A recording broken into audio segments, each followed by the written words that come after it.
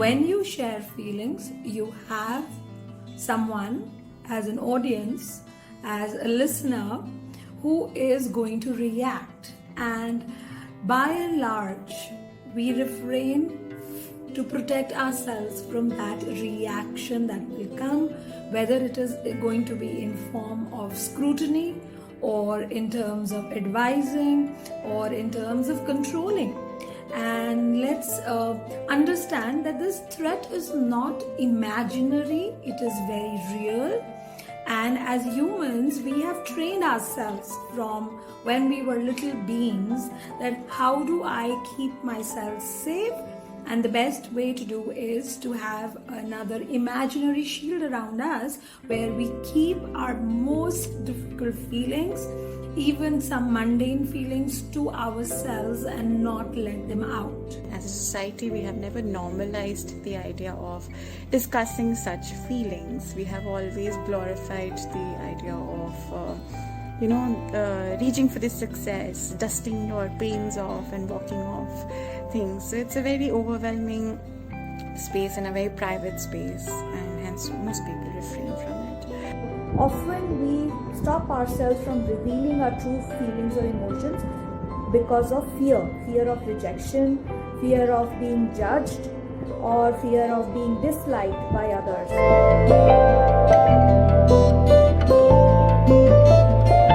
You're impacting your own health. All psychosomatic diseases, the root cause is stress, anxiety, or worry that is going on within you, and you're not being able to express the true emotion or the true feeling, negative feeling that you may be experiencing. You're unable to bring it out, and that leads to psychosomatic problems. If we've not been addressing these and just repressing them, storing them, ignoring them, telling ourselves it's no big deal, don't be so sensitive, then we are in trouble, because sooner or later we all have our own thresholds of how much burden of these buried feelings can we take. And when we reach that threshold, our inner being starts feeling tormented. It has reactions. It's saying enough is enough. I need to let it out. I need some answers. So a typical experience of depression, anxiety, feeling, worrying about things that otherwise would not have worried us, having physical symptoms without having any illness, biological illness in the body, having headaches, having aches in the body, having upset stomach. Now these are some physical symptoms that build up, and that's another way of our self, our inner self, telling us that I have been ignoring my feelings for a long time, and it's high time that I start attending.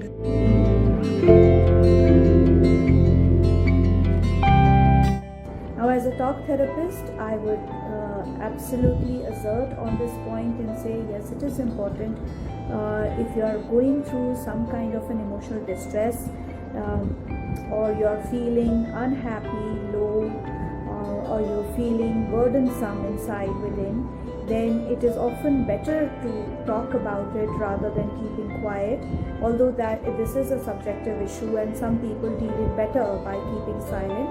However, I do feel that if you have something that is really bothering you and impacting your daily routine, it is often better to speak it out, to talk it out. There are three main reasons for that. The first of them being, as soon as you start talking, the intensity of the negative emotion that you might be feeling goes down. Secondly, you get thought clarity. Often what happens is that the emotions are all mixed up within, right? So at the top of it, you might be feeling anger, but if you start digging down and go deep within, you will find that the anger sprouts from a feeling of helplessness or hopelessness. So it is important to understand what is causing that distress so that you can take the necessary corrective measure. And thirdly and most importantly, that when you start talking, you are also conveying your thoughts, your exact feeling, that whatever that you're feeling, to the other person. And so there is little scope for misunderstanding. You clarify not only for yourself, you're also clarifying things for the others around you.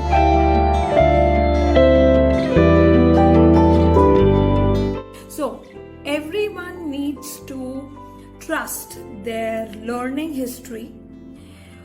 As we've grown to the point that we have become, we have realized some people that are good, that are productive, that are beneficial, that if we speak to them, we will move forward with our situation, versus talking to people who add more burden, who make my experience more difficult. And trust this part of our own learnings, our own past, the people who have been roadblocking or people who've not been fruitful in discussions. It's good idea not to keep talking to them, and keep finding people in our lives who add good to this sharing, and make it a purpose to share it only with those people. Just please have designated spaces for your work, for your sleep, for your food. Do not blur those boundaries, because you might not realize it, but taking the clutter of your work back to your bed often leads to an exhausted sleep. Waking up with that feeling that you're not feeling fresh today is because you're carrying it back.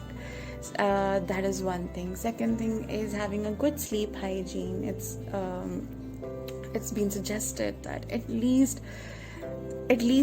I mean, most researchers say 1 hour, but once you start practicing, at least start with 30 minutes before bed. Try not to use any gadget.